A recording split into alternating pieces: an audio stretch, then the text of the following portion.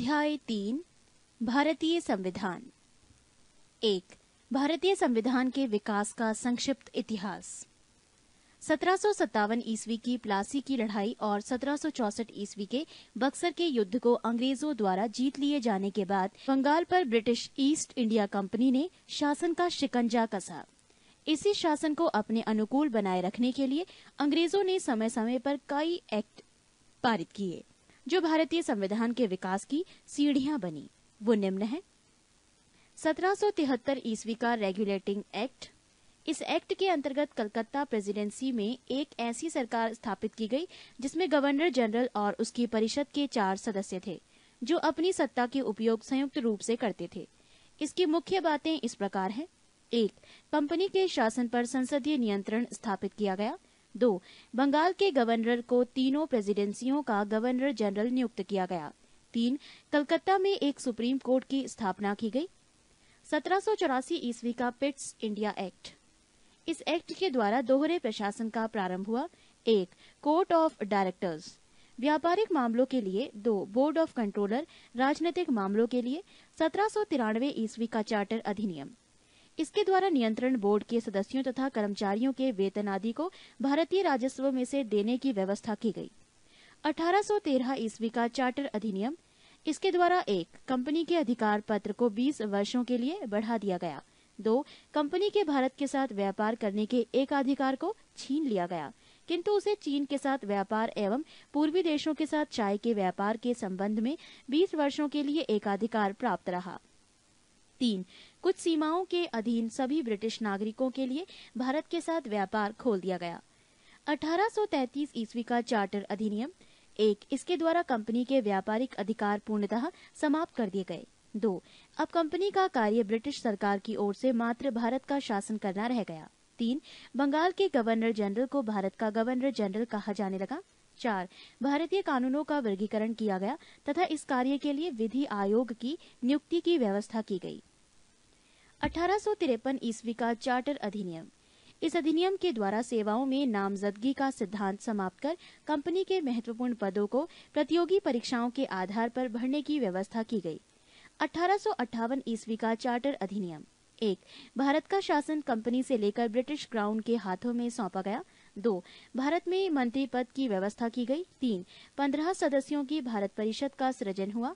4 भारतीय मामलों पर ब्रिटिश संसद का सीधा नियंत्रण स्थापित किया गया। 1861 ईस्वी का भारत शासन अधिनियम।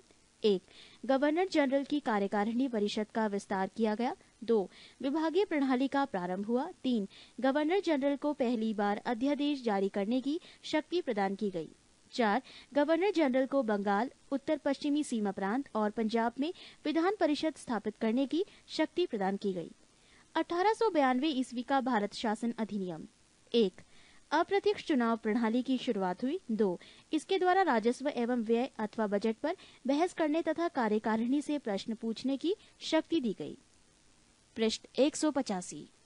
1909 ईस्वी का भारत शासन अधिनियम। मार्ले मिंटो सुधार। 1 पहली बार मुस्लिम समुदाय के लिए पृथक प्रतिनिधित्व का उपबंध किया गया। 2 भारतीयों को भारत सचिव एवं गवर्नर जनरल की कार्यकारिणी परिषदों में नियुक्ति की गई। 3 केंद्रीय और प्रांतीय विधान परिषदों को पहली बार बजट पर वाद विवाद करने, सार्वजनिक हित के विषयों पर प्रस्ताव पेश करने, पूरक प्रश्न पूछने और मत देने का अधिकार मिला। 4 प्रांतीय विधान परिषदों की संख्या में वृद्धि की गई। 1919 ईस्वी का भारत शासन अधिनियम। मॉन्टेग्यू चेम्सफोर्ड सुधार। 1 केंद्र में द्विसदनात्मक विधायिका की स्थापना की गई। प्रथम राज्य परिषद तथा दूसरी केंद्रीय विधानसभा। राज्य परिषद के सदस्यों की संख्या 60 थी, जिसमें 34 निर्वाचित होते थे और उनका कार्यकाल 5 वर्षों का होता था। केंद्रीय विधानसभा के सदस्यों की संख्या 145 थी, जिनमें 104 निर्वाचित तथा 41 मनोनीत होते थे। इनका कार्यकाल 3 वर्षों का था। दोनों सदनों के अधिकार समान थे। इनमें सिर्फ एक अंतर था कि बजट पर स्वीकृति प्रदान करने का अधिकार निचले सदन को था। 2 प्रांतों में द्वैध शासन प्रणाली का प्रवर्तन किया गया। इस योजना के अनुसार प्रांतीय विषयों को 2 उपवर्गों में विभाजित किया गया, आरक्षित तथा हस्तांतरित। आरक्षित विषय थे वित्त, भूमिकर, अकाल सहायता, न्याय, पुलिस, पेंशन, आपराधिक जातियां, क्रिमिनल ट्राइब्स, छापाखाना, समाचार पत्र, सिंचाई, जलमार्ग, खान कारखाना, बिजली, गैस, बॉयलर, श्रमिक कल्याण, औद्योगिक विवाद, मोटर गाड़ियां, छोटे बंदरगाह और सार्वजनिक सेवाएं आदि।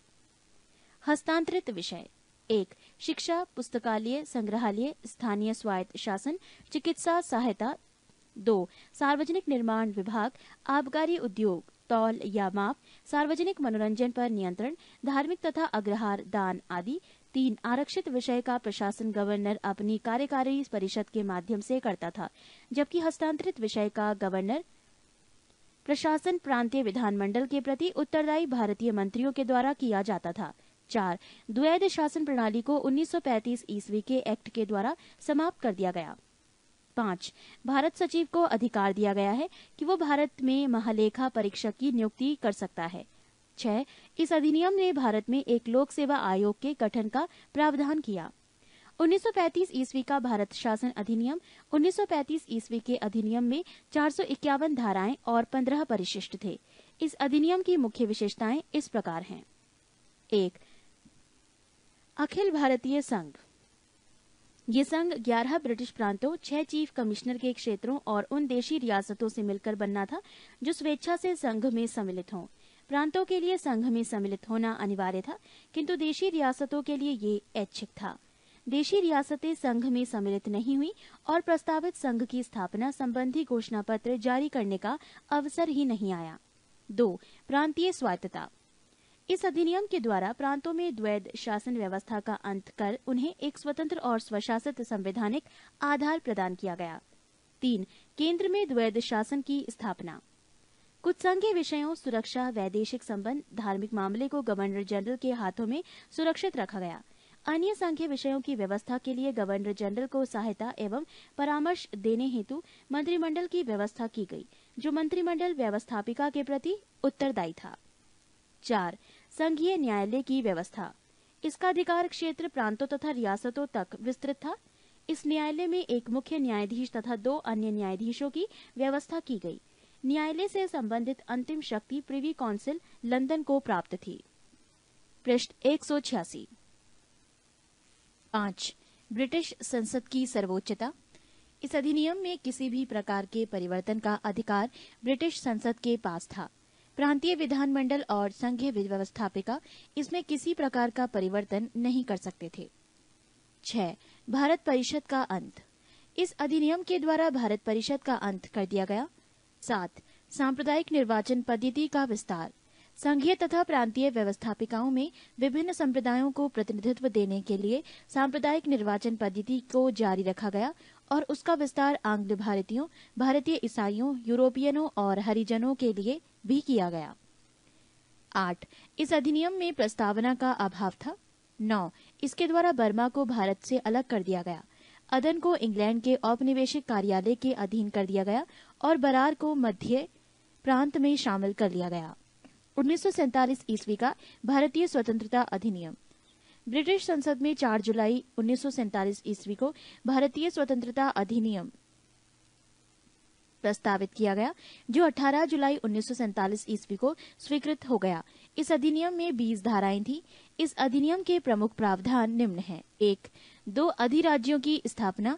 15 अगस्त 1947 ईस्वी को भारत एवं पाकिस्तान नामक 2 अधिराज्य बना दिए जाएंगे और उनको ब्रिटिश सरकार सत्ता सौंप देगी। सत्ता का उत्तरदायित्व दोनों अधिराज्यों की संविधान सभा को सौंपी जाएगी। 2. भारत एवं पाकिस्तान दोनों अधिराज्यों में एक एक गवर्नर जनरल होंगे, जिनकी नियुक्ति उनके मंत्रिमंडल की सलाह से की जाएगी। 3. संविधान सभा का विधानमंडल के रूप में कार्य करना। जब तक संविधान सभाएं संविधान का निर्माण नहीं कर लेती, तब तक वो विधानमंडल के रूप में कार्य करती रहेंगी। 4. भारत मंत्री के पद समाप्त कर दिए जाएंगे। 5. 1935 ईस्वी के भारतीय शासन अधिनियम द्वारा शासन जब तक संविधान सभा द्वारा नया संविधान बनाकर तैयार नहीं किया जाता है, तब तक उस समय 1935 ईस्वी के भारतीय शासन अधिनियम द्वारा ही शासन करेगा। 6. देशी रियासतों पर ब्रिटेन की सर्वोपरिता का अंत कर दिया गया। उनको भारत या पाकिस्तान किसी भी अधिराज्य में सम्मिलित होने और अपने भावी संबंधों का निश्चय करने की स्वतंत्रता प्रदान की गई। 2. भारतीय संविधान सभा।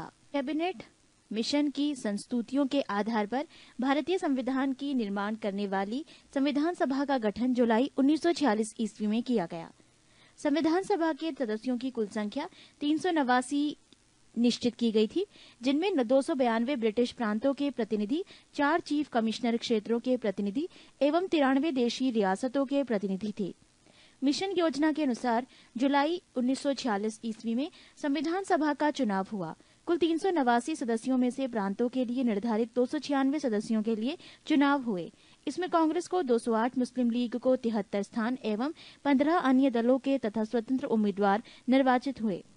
9 दिसंबर 1946 ईस्वी को संविधान सभा की प्रथम बैठक नई दिल्ली स्थित कौंसिल चैम्बर के पुस्तकालय भवन में हुई। सभा के सबसे बुजुर्ग सदस्य डॉक्टर सच्चिदानंद सिन्हा को सभा का अस्थायी अध्यक्ष चुना गया। मुस्लिम लीग ने इस बैठक का बहिष्कार किया और पाकिस्तान के लिए बिल्कुल अलग संविधान सभा की मांग प्रारंभ की। हैदराबाद एक ऐसी देशी रियासत थी जिनकी प्रतिनिधि संविधान सभा में सम्मिलित नहीं हुए थे। प्रांतों या देशी रियासतों को उनकी जनसंख्या के अनुपात में संविधान सभा में प्रतिनिधित्व दिया गया था। साधारणतः 10 लाख की आबादी पर एक स्थान का आवंटन किया गया था। प्रांतों का प्रतिनिधित्व मुख्यतः 3 प्रमुख समुदायों की जनसंख्या के आधार पर विभाजित किया गया था। ये समुदाय थे मुस्लिम, सिख एवं साधारण। पृष्ठ 187। संविधान सभा में ब्रिटिश प्रांतों के 296 प्रतिनिधियों का विभाजन सांप्रदायिक आधार पर किया गया। 213 सामान्य, 79 मुसलमान तथा 4 सिख। संविधान सभा के सदस्यों में अनुसूचित जनजाति के सदस्यों की संख्या 33 थी। संविधान सभा में महिला सदस्यों की संख्या 12 थी। 11 दिसंबर 1946 ईस्वी को डॉक्टर राजेंद्र प्रसाद संविधान सभा के स्थायी अध्यक्ष निर्वाचित हुए। संविधान सभा की कार्यवाही 13 दिसंबर 1946 ईस्वी को जवाहरलाल नेहरू द्वारा पेश किए गए उद्देश्य प्रस्ताव के साथ प्रारंभ हुई। 22 जनवरी 1947 ईस्वी को उद्देश्य प्रस्ताव की स्वीकृति के बाद संविधान सभा ने संविधान निर्माण हेतु अनेक समितियां नियुक्त की। इनमें प्रमुख थीं वार्ता समिति, संघ संविधान समिति, प्रांतीय संविधान समिति, संघ शक्ति समिति और प्रारूप समिति। BN राव द्वारा तैयार किए गए संविधान के प्रारूप पर विचार विमर्श करने के लिए संविधान सभा द्वारा 29 अगस्त 1947 ईस्वी को एक संकल्प पारित करके प्रारूप समिति का गठन किया गया तथा इसके अध्यक्ष के रूप में डॉक्टर भीमराव अंबेडकर को चुना गया। प्रारूप समिति के सदस्यों की संख्या 7 थी, जो इस प्रकार है: 1 डॉक्टर भीमराव अंबेडकर अध्यक्ष, 2 N गोपालास्वामी आयंगर, 3 अल्लादी कृष्णा स्वामी अय्यर, 4 कन्हैयालाल मणिकलाल मुंशी, 5 सैयद मोहम्मद सादुल्ला, 6 N माधवराव BL मित्र के स्थान पर, 7 DP खेतान। 1948 ईस्वी में इनकी मृत्यु के बाद TT कृष्णामाचारी को सदस्य बनाया गया। संविधान सभा में अंबेडकर का निर्वाचन पश्चिम बंगाल से हुआ था। 3 जून 1947 ईस्वी की योजना के अनुसार देश का बंटवारा हो जाने पर भारतीय संविधान सभा की कुल सदस्य संख्या 324 नियुक्त की गई, जिसमें 235 स्थान प्रांतों के लिए, 89 स्थान देशी राज्यों के लिए थे। देश विभाजन के बाद संविधान सभा का पुनर्गठन 31 अक्टूबर 1947 ईस्वी को किया गया और 31 दिसंबर 1947 ईस्वी को संविधान सभा के सदस्यों की कुल संख्या 299 थी, जिसमें प्रांतीय सदस्यों की संख्या 229 एवं देशी रियासतों के सदस्यों की संख्या 70 थी। प्रारूप समिति ने संविधान के प्रारूप पर विचार विमर्श करने के बाद 21 फरवरी 1948 ईस्वी को संविधान सभा को अपनी रिपोर्ट पेश की। संविधान सभा में संविधान का प्रथम वाचन 4 नवंबर से 9 नवंबर 1948 ईस्वी तक चला। संविधान पर दूसरा वाचन 15 नवंबर 1948 ईस्वी को प्रारंभ हुआ, जो 17 अक्टूबर 1949 ईस्वी तक चला। संविधान सभा में संविधान का तीसरा वाचन 14 नवंबर 1449 ईस्वी को प्रारंभ हुआ, जो 26 नवंबर 1949 ईस्वी तक चला और संविधान सभा द्वारा संविधान को पारित कर दिया गया। इस समय संविधान सभा के 284 सदस्य उपस्थित थे। संविधान निर्माण की प्रक्रिया में कुल 2 वर्ष 11 महीना और 18 दिन लगे। संविधान के प्रारूप पर कुल 114 दिन बहस हुई। संविधान निर्माण कार्य में कुल मिलाकर 63,96,729 रुपये व्यय है। स्रोत लिया गया है वर्ग 7 हमारी शासन व्यवस्था, Bihar state text book publishing corporation limited से। स्रोत समाप्त होता है। संविधान को जब 26 नवंबर 1949 ईस्वी को संविधान सभा द्वारा पारित किया गया, तब इसमें कुल 22 भाग 395 अनुच्छेद और 8 अनुसूचियां थीं। वर्तमान समय में संविधान में 25 भाग 395 अनुच्छेद एवं 12 अनुसूचियां हैं। संविधान सभा की प्रमुख समितियों एवं उनके अध्यक्ष: 1 संचालन समिति डॉक्टर राजेंद्र प्रसाद, 2 संघ संविधान समिति पंडित जवाहरलाल नेहरू, 3 प्रांतीय संविधान समिति सरदार वल्लभ भाई पटेल, 4 प्रारूप समिति पंडित डॉक्टर भीमराव अंबेडकर, 5 झंडा समिति जेबी कृपलानी, 6 संघ शक्ति समिति पंडित जवाहरलाल नेहरू। पृष्ठ 188। संविधान के कुल अनुच्छेदों में से 15 अर्थात 5, 6, 7, 8, 9, 60, 324, 366, 367, 372, 380, 388, 391 और 392 तथा 393 अनुच्छेदों को 26 नवंबर 1949 ईस्वी को ही प्रवर्तित कर दिया गया, जबकि शेष अनुच्छेदों को 26 जनवरी 1950 ईस्वी को लागू किया गया। संविधान सभा की अंतिम बैठक 24 जनवरी 1950 ईस्वी को हुई और उसी दिन संविधान सभा के द्वारा डॉक्टर राजेंद्र प्रसाद को भारत का प्रथम राष्ट्रपति चुना गया। कैबिनेट मिशन के सदस्य sir Stafford Cripps, lord Pethick Lawrence तथा A.B. अलेक्जेंडर थे। नोट: 26 जुलाई 1947 ईस्वी को गवर्नर जनरल ने पाकिस्तान के लिए पृथक संविधान सभा की स्थापना की घोषणा की। कैबिनेट मिशन 1945 ईस्वी के प्रस्ताव पर गठित अंतरिम मंत्रिमंडल: 1 मंत्री जवाहरलाल नेहरू, विभाग कार्यकारी परिषद के उपाध्यक्ष विदेशी मामले तथा राष्ट्रमंडल। 2 वल्लभ भाई पटेल, विभाग गृह सूचना तथा प्रसारण। 3 बलदेव सिंह, रक्षा। 4 जॉन मैथाई, उद्योग तथा आपूर्ति। 5 C राजगोपालाचार्य, शिक्षा। 6 C.H. भाभा, कार्य खान एवं बंदरगाह। 7 राजेंद्र प्रसाद, खाद्य एवं कृषि। 8 आसफ अली, रेलवे। 9 जगजीवन राम, श्रम। मंत्रिमंडल में शामिल मुस्लिम लीग के सदस्य: 1 लियाकत अली खां, वित्त। 11 I. चुंद्रीगर, वाणिज्य। 12 अब्दुल रब नश्तहर, संचार। 13 जोगेंद्रनाथ मंडल, विधि। 14 गजांतर अली खां, स्वास्थ्य। 3 भारतीय संविधान की उद्देशिका अथवा प्रस्तावना: नेहरू द्वारा प्रस्तुत उद्देश्य संकल्प में जो आदर्श प्रस्तुत किया गया, उन्हें ही संविधान की उद्देशिका में शामिल कर लिया गया।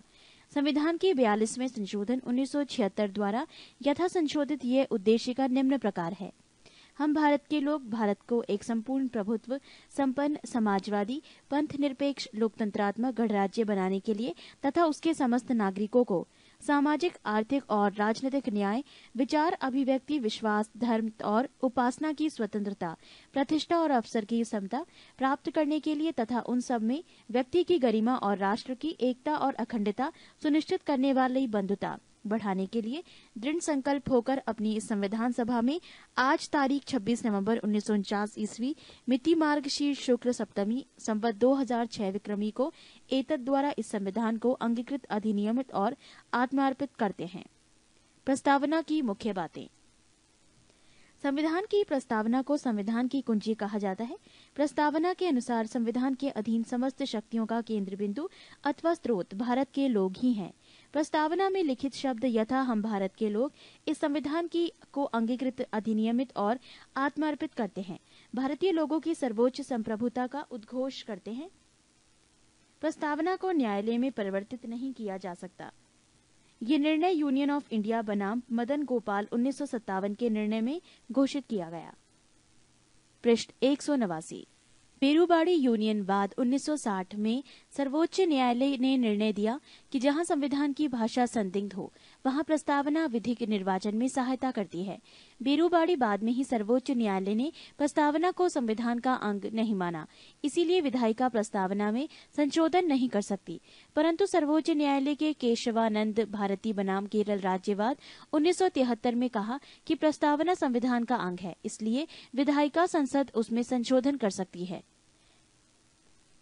केशवानंद भारती बाद में ही सर्वोच्च न्यायालय में मूल ढांचा का सिद्धांत, थ्योरी ऑफ बेसिक स्ट्रक्चर दिया तथा प्रस्तावना को संविधान का मूल ढांचा माना।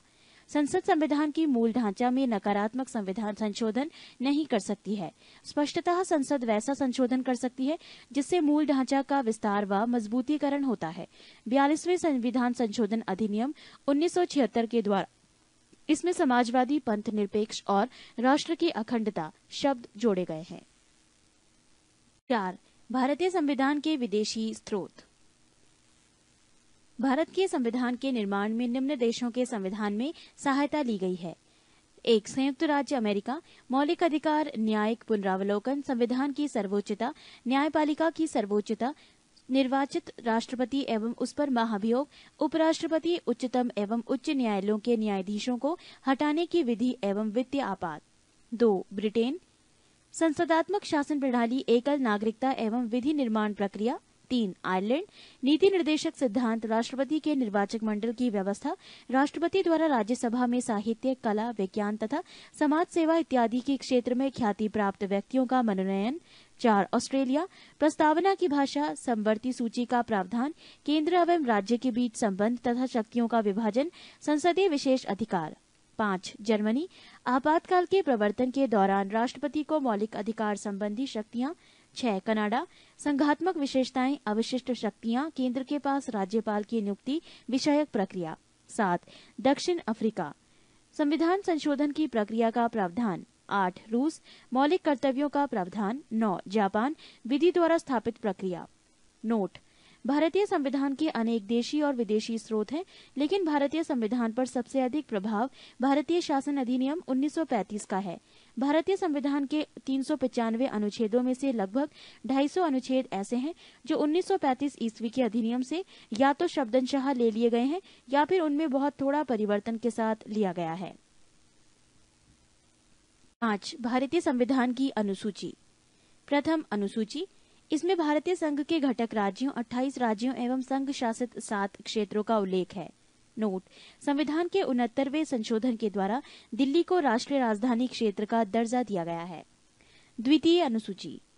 इसमें भारतीय राज्य व्यवस्था के विभिन्न पदाधिकारियों, राष्ट्रपति, राज्यपाल, लोकसभा के अध्यक्ष और उपाध्यक्ष, राज्यसभा के सभापति एवं उपसभापति, विधानसभा के अध्यक्ष और उपाध्यक्ष, विधान परिषद के सभापति एवं उपसभापति, उच्चतम न्यायालय और उच्च न्यायालयों के न्यायाधीशों और भारत के नियंत्रक, महालेखा परीक्षक आदि को प्राप्त होने वाले वेतन, भत्ते और पेंशन आदि का उल्लेख किया गया है। तृतीय अनुसूची। इसमें विभिन्न पदाधिकारियों, राष्ट्रपति, उपराष्ट्रपति, मंत्री, उच्चतम एवं उच्च न्यायालय के न्यायाधीशों द्वारा पद ग्रहण के समय ली जाने वाली शपथ का उल्लेख है। पृष्ठ 190। चौथी अनुसूची। इसमें विभिन्न राज्यों तथा क्षेत्रों की राज्यसभा में प्रतिनिधित्व का विवरण दिया गया है। पांचवी अनुसूची। इसमें विभिन्न अनुसूचित क्षेत्रों और अनुसूचित जनजाति के प्रशासन और नियंत्रण के बारे में उल्लेख है। छठी अनुसूची। इसमें असम, मेघालय, त्रिपुरा और मिजोरम राज्यों के जनजातीय क्षेत्रों के प्रशासन के बारे में प्रावधान है। सातवीं अनुसूची। इसमें केंद्र एवं राज्यों के बीच शक्तियों के बंटवारे के बारे में दिया गया है। इसके अंतर्गत 3 सूचियां हैं: संघ सूची, राज्य सूची और समवर्ती सूची। 1. संघ सूची। इस सूची में दिए गए विषय पर केंद्र सरकार कानून बनाती है। संविधान के लागू होने के समय इसमें 97 विषय थे। वर्तमान समय में इसमें 98 विषय हैं। 2. राज्य सूची। इस सूची में दिए गए विषय पर राज्य सरकार कानून बनाती है। राष्ट्रीय हित से संबंधित होने पर केंद्र सरकार भी कानून बना सकती है। संविधान के लागू होने के समय इसके अंतर्गत 66 विषय थे। वर्तमान समय में इसमें 62 विषय हैं। 3. समवर्ती सूची। इसके अंतर्गत दिए गए विषय पर केंद्र एवं राज्य दोनों सरकारें कानून बना सकती हैं, परंतु कानून के विषय सामने होने पर केंद्र सरकार द्वारा बनाया गया कानून ही मान्य होता है। राज्य सरकार द्वारा बनाया गया कानून केंद्र सरकार के कानून का बनाने के साथ ही समाप्त हो जाता है। संविधान के लागू होने के समय समवर्ती सूची में 47 विषय थे। वर्तमान समय में इसमें 52 विषय हैं।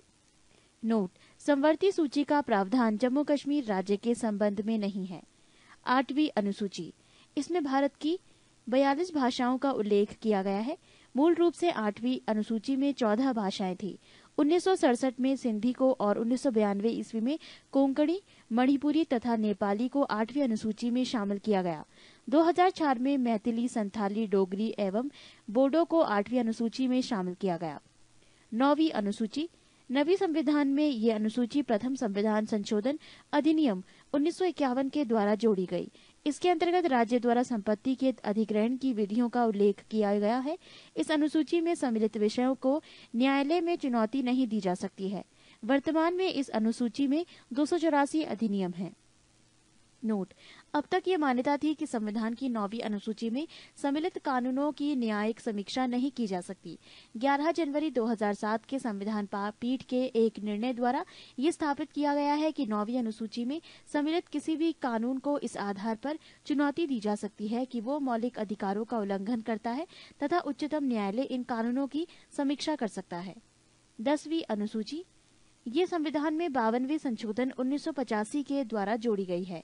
इसमें दल बदल में से संबंधित प्रावधानों का उल्लेख है। 11वीं अनुसूची। ये अनुसूची संविधान में 73वें संवैधानिक संशोधन 1993 के द्वारा जोड़ी गई है। इसमें पंचायती राज संस्थाओं को कार्य करने के लिए 29 विषय प्रदान किए गए हैं। 12वीं अनुसूची। ये अनुसूची संविधान में 74वें संवैधानिक संशोधन 1993 के द्वारा जोड़ी गई है। इसमें शहरी क्षेत्र की स्थानीय स्वशासन संस्थाओं को कार्य करने के लिए 18 विषय प्रदान किए गए हैं। 7. देशी रियासतों का भारत में विलय। देशी रियासतों को भारत में सम्मिलित करने के लिए सरदार वल्लभ भाई पटेल के नेतृत्व रियासती मंत्रालय बनाया गया। जूनागढ़ रियासत को जनमत संग्रह के आधार पर, हैदराबाद की रियासत को पुलिस कार्यवाही के माध्यम से और जम्मू कश्मीर रियासत को विलय पत्र पर हस्ताक्षर के द्वारा भारत में मिलाया गया। पृष्ठ 191। 7. संघ और उसका राज्य क्षेत्र। भारत राज्यों का संघ है, जिसमें संप्रति 28 राज्य और 7 केंद्र शासित प्रदेश हैं। अनुच्छेद 1 भारत अर्थात इंडिया राज्यों का संघ होगा। 2 राज्य और उनके राज्य क्षेत्र वो होंगे जो पहली अनुसूची में विनिर्दिष्ट है। 3 भारत के राज्य क्षेत्र में अर्जित किए गए अन्य राज्य क्षेत्र समाविष्ट होंगे। अनुच्छेद 2 भारत की संसद के विधि द्वारा ऐसे निर्बंधों और शर्तों पर जो वह ठीक समझे संघ में नए राज्य का प्रवेश या उनकी स्थापना की शक्ति प्रदान की गई। अनुच्छेद 3 नए राज्यों का निर्माण और वर्तमान राज्यों के क्षेत्रों, सीमाओं या नामों में परिवर्तन संसद विधि द्वारा कर सकती है। 8 राज्यों का पुनर्गठन।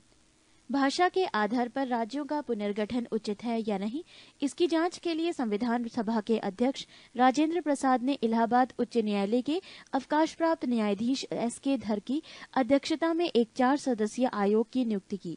इस आयोग ने भाषा के आधार पर राज्यों के पुनर्गठन का विरोध किया और प्रशासनिक सुविधा के आधार पर राज्यों के पुनर्गठन का समर्थन किया।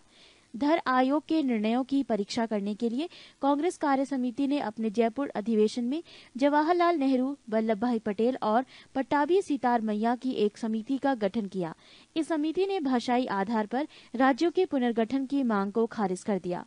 नेहरू, पटेल एवं सितार मैया JVP समिति की रिपोर्ट के बाद मद्रास राज्य के तेलुगु भाषियों ने पोटी श्री रामुल्लू के नेतृत्व में आंदोलन प्रारंभ किया। 56 दिन के आमरण अनशन के बाद 15 दिसंबर 1952 ईस्वी को रामुल्लू की मृत्यु हो गई। रामुल्लू की मृत्यु के बाद प्रधानमंत्री नेहरू ने तेलुगु भाषियों के लिए पृथक आंध्र प्रदेश के गठन की घोषणा कर दी। 1 अक्टूबर 1953 ईस्वी को आंध्र प्रदेश राज्य का गठन हो गया। ये राज्य स्वतंत्र भारत में भाषा के आधार पर गठित होने वाला पहला राज्य था। उस समय आंध्र प्रदेश की राजधानी कर्नूल थी। राज्य पुनर्गठन आयोग के अध्यक्ष फजल अली थे। इसके अन्य सदस्य पंडित हृदयनाथ कुंजरू और सरदार KM पाणिक्कर थे। राज्य पुनर्गठन अधिनियम जुलाई 1956 ईस्वी में पास किया गया। इसके अनुसार भारत में 14 राज्य एवं 6 केंद्र शासित प्रदेश स्थापित किए गए। नवंबर 1954 ईस्वी को फ्रांस की सरकार ने अपनी सभा बस्तियां पौंडीचेरी, यनाम, चंद्रनगर और केरिकल को भारत को सौंप दिया। 28 मई 1956 ईस्वी को इस संबंध में संधि पर हस्ताक्षर हो गए। इसके बाद इन सभी को मिलाकर पौंडीचेरी संघ राज्य क्षेत्र का गठन किया गया। भारत सरकार ने 18 दिसंबर 1961 ईस्वी को गोवा, दमन व द्वीप की मुक्ति के लिए पुर्तगालियों के विरुद्ध कार्यवाही की और उन पर पूर्ण अधिकार कर लिया। 12वें संविधान संशोधन द्वारा गोवा, दमन व द्वीप को प्रथम परिशिष्ट में शामिल करके भारत का अभिन्न अंग बना दिया गया। 1 मई 1960 ईस्वी को मराठी एवं गुजराती भाषियों के बीच संघर्ष के कारण बम्बई राज्य का बंटवारा करके महाराष्ट्र एवं गुजरात नामक 2 राज्यों की स्थापना की गई। नागा आंदोलन के कारण असम को विभाजित करके 1 दिसंबर 1963 ईस्वी में नागालैंड को अलग राज्य बनाया गया। 1 नवंबर 1966 ईस्वी में पंजाब को विभाजित करके पंजाब यानी पंजाबी भाषा एवं हरियाणा हिंदी भाषी 2 राज्य बना दिए गए। 25 जनवरी 1971 ईस्वी को हिमाचल प्रदेश को पूर्ण राज्य का दर्जा दिया गया। 21 जनवरी 1972 ईस्वी मणिपुर, त्रिपुरा एवं मेघालय को पूर्ण राज्य का दर्जा दिया गया। पृष्ठ 192। 26 अप्रैल 1975 ईस्वी को सिक्किम भारत का 22वां राज्य बना। 20 फरवरी 1987 ईस्वी में मिजोरम एवं अरुणाचल प्रदेश को पूर्ण राज्य का दर्जा दिया गया। 30 मई 1987 ईस्वी में गोवा को 25वां राज्य का दर्जा दिया गया। 1 नवंबर 2000 ईस्वी को छत्तीसगढ़ 26वां राज्य, 9 नवंबर 2000 ईस्वी उत्तरांचल अब उत्तराखंड 27वां राज्य एवं 15 नवंबर 2000 ईस्वी को झारखंड 28वां राज्य बनाया गया। वर्तमान समय में भारत में 28 राज्य एवं 7 संघ राज्य क्षेत्र हैं। इन्हें ही संविधान की प्रथम अनुसूची में शामिल किया गया है। क्षेत्रीय परिषद। भारत में 5 क्षेत्रीय परिषद है। इनका गठन राष्ट्रपति के द्वारा किया जाता है और केंद्रीय गृह मंत्री या राष्ट्रपति द्वारा मनोनीत केंद्रीय मंत्री क्षेत्रीय परिषद का अध्यक्ष होता है। संबंधित राज्यों के मुख्यमंत्री उपाध्यक्ष होते हैं जो प्रतिवर्ष बदलते रहते हैं। नए राज्यों का गठन वर्ष: आंध्र प्रदेश 1953 ईस्वी, महाराष्ट्र 1960 ईस्वी, गुजरात 1960 ईस्वी, नागालैंड 1963 ईस्वी, हरियाणा 1966 ईस्वी, हिमाचल प्रदेश 1971 ईस्वी, मेघालय 1972 ईस्वी, मणिपुर, त्रिपुरा 1972 ईस्वी, सिक्किम 1975 ईस्वी, मिजोरम, अरुणाचल प्रदेश, गोवा 1987 ईस्वी, छत्तीसगढ़, उत्तराखंड एवं झारखंड 2000 ईस्वी। भारत में कुल 5 क्षेत्रीय परिषदों पर सम्मिलित राज्यों के नाम इस प्रकार हैं। 1. उत्तरी क्षेत्रीय परिषद पंजाब, हरियाणा, राजस्थान, जम्मू कश्मीर, हिमाचल प्रदेश तथा चंडीगढ़ एवं दिल्ली संघ राज्य क्षेत्र। 2. मध्य क्षेत्रीय परिषद उत्तर प्रदेश, मध्य प्रदेश, उत्तराखंड एवं छत्तीसगढ़। 3. पूर्वी क्षेत्रीय परिषद बिहार, पश्चिम बंगाल, उड़ीसा, झारखंड, असम, सिक्किम, मणिपुर, त्रिपुरा, मेघालय, नागालैंड, अरुणाचल प्रदेश तथा मिजोरम। 4. पश्चिमी क्षेत्रीय परिषद गुजरात, महाराष्ट्र, गोवा राज्य, दमन द्वीप एवं दादर तथा नगर हवेली संघ राज्य क्षेत्र। 5. दक्षिणी क्षेत्रीय परिषद आंध्र प्रदेश, केरल, कर्नाटक एवं तमिलनाडु राज्य एवं पुदुचेरी संघ राज्य क्षेत्र। 9. भारतीय संविधान के प्रमुख भाग। भाग 1 संघ एवं उसका राज्य क्षेत्र, अनुच्छेद 1 से 4। भाग 2 नागरिकता, अनुच्छेद 5 से 11। भाग 3 मौलिक अधिकार, अनुच्छेद 12 से 35। भाग 4 नीति निर्देशक तत्व, अनुच्छेद 36 से 51। भाग 4 का मूल कर्तव्य, अनुच्छेद 51 का। भाग 5 संघ, अनुच्छेद 52 से 151। भाग 6 राज्य, 152 से 237। भाग 8 संघ राज्य क्षेत्र, अनुच्छेद 239 से 242। भाग 11 संघ और राज्यों के बीच संबंध, अनुच्छेद 245 से 263। भाग 14 संघ एवं राज्यों के अधीन सेवाएं, अनुच्छेद 308 से 323। भाग 15 निर्वाचन, अनुच्छेद 324 से 329। भाग 17 राजभाषा, अनुच्छेद 343 से 351। भाग 18 आपात उपबंध, अनुच्छेद 352 से 360। भाग 20 संविधान संशोधन, अनुच्छेद 368। पृष्ठ 193।